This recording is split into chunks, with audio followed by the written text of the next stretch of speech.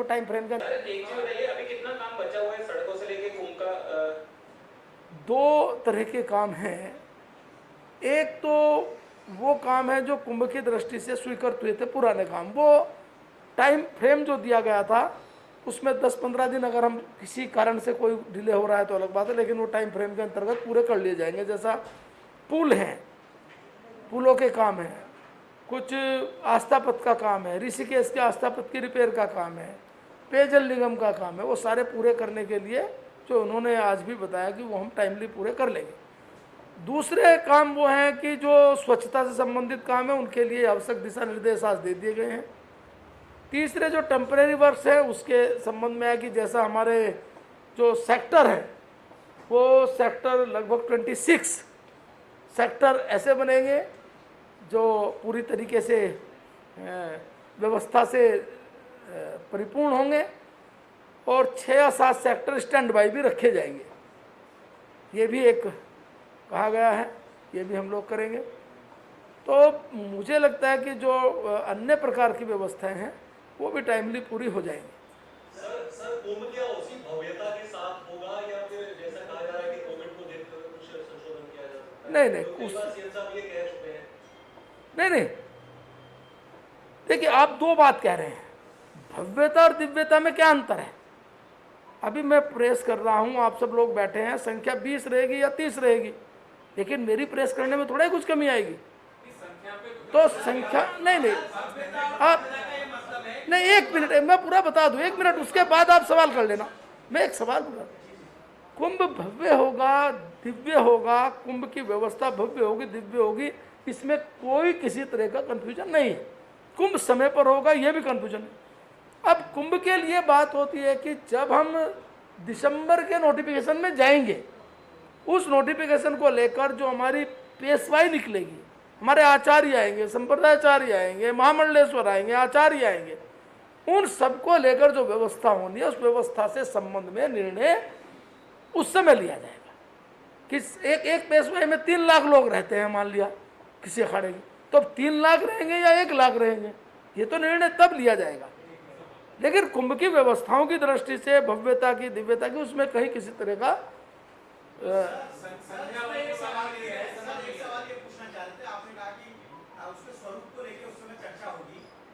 नहीं, भीड़ को, स्वरूप को नहीं भाई, आप मेरी बात समझिए। हमने कुंभ हाँ हाँ हाँ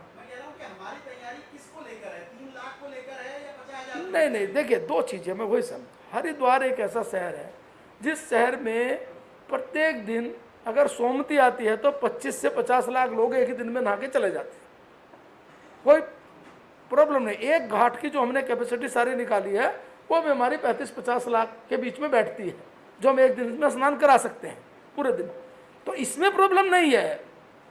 हमें मेन पर्व के लिए हमने व्यवस्था बना रहे हैं, उस पर भी हमारी चर्चा चल रही है कि मेन पर्व जो हमारा होता है उसकी व्यवस्था कैसे बनाएंगे, उस पर हमारी चर्चा हो रही है। मैंने पहले बताया कि उस संख्या को जरूर हम लोग समय की दृष्टि से बातचीत कर रहे हैं, लेकिन जनरल दिनों में किसी तरह का कोई वो नहीं रहेगा, कोई दिक्कत भी नहीं है। हरिद्वार की जो कैपेसिटी है वो अपने आप में पर्याप्त है।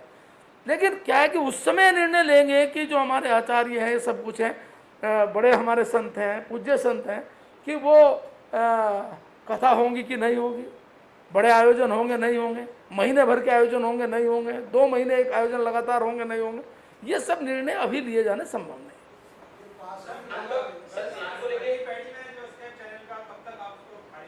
वो तो पूरा है खारिज के, वो पूरा हो गया। उसमें देखिए क्या है, स्केप चैनल को लेके ये नहीं, मैंने कहा ना 2 चीज़ें हैं उसमें। स्केप चैनल को लेकर एक व्यवस्था बनाई थी, उस व्यवस्था को लेकर हमने कहा था कि वो उन्होंने एक पाप किया है और वो पाप भारतीय जनता पार्टी उसको दूर करेगी।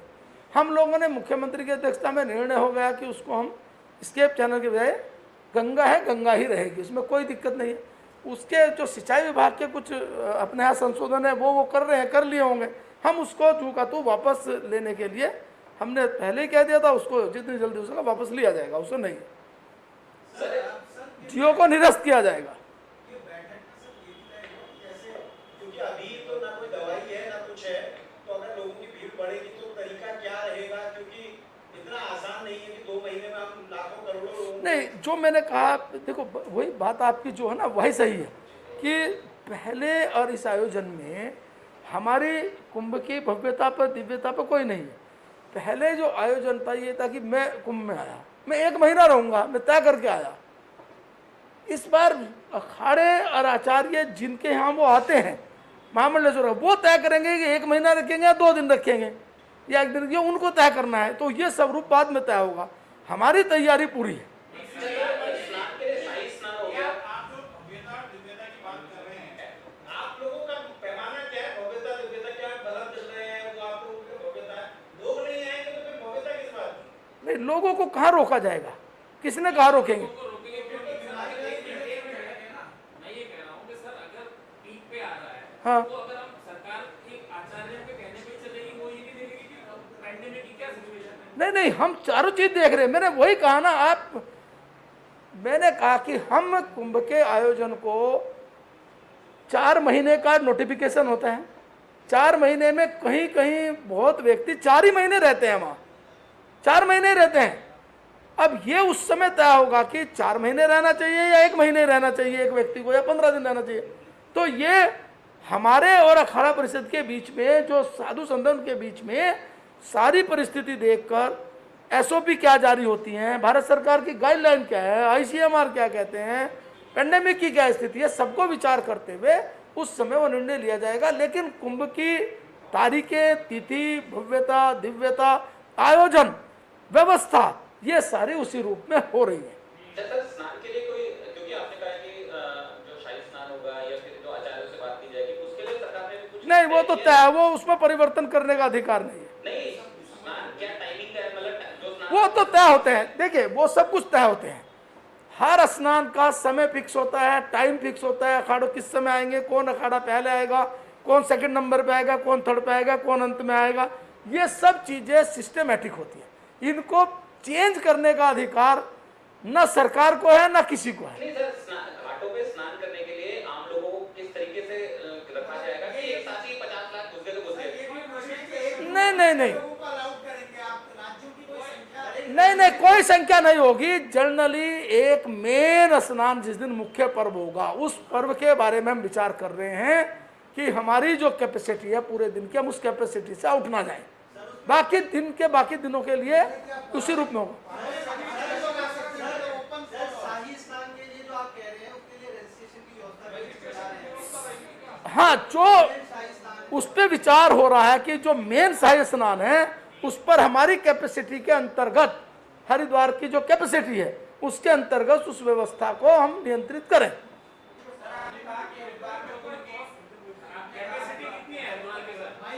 हमने जो अभी अभी निकाली है 106 या 107 इतने घाट है हमारे पास। सोशल डिस्टेंसिंग का पूरा पालन भी हम करें तो भी 35 से 50 लाख एक दिन में आराम से स्नान कर सकते हैं।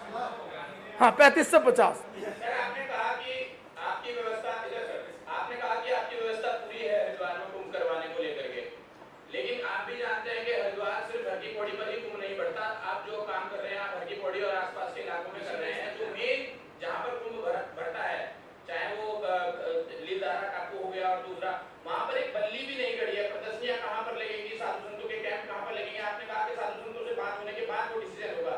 अब अक्टूबर में आप चल रहे हैं, जनवरी से आपके कुंभ शुरू हो जाएगा। तो ये माना जाए कि सरकार जो जितनी भव्यता के साथ तैयारी कुंभ की होती है वो फिलहाल नहीं होगी। नहीं नहीं, क्योंकि श्रद्धालु जो आएंगे देखिए, उसके रात को रुकने आप के लिए हमारे होते हैं। आप हमारे ब्रांड एम्बेसडर हैं।